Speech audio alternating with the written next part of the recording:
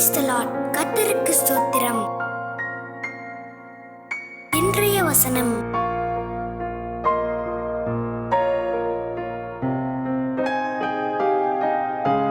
சங்கீதம் 46 1 முதல் 5 வசனங்கள். தேவன் நமக்கு அடைக்கலமும் பலனும் ஆபத்து காலத்தில் அனுகூலமான துணையுமானவர்.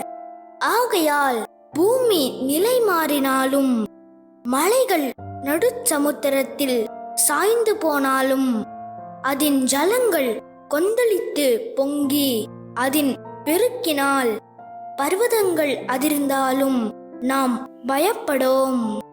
ஒரு நதியுண்டு, அதன் நீர்க்கால்கள் தேவனுடைய நகரத்தையும் உன்னதமானவர் வாசம் பண்ணும் பரிசுத்த ஸ்தலத்தையும் சந்தோஷிப்பிக்கும். தேவன் அதன் நடுவில் இருக்கிறார், அது அசையாது.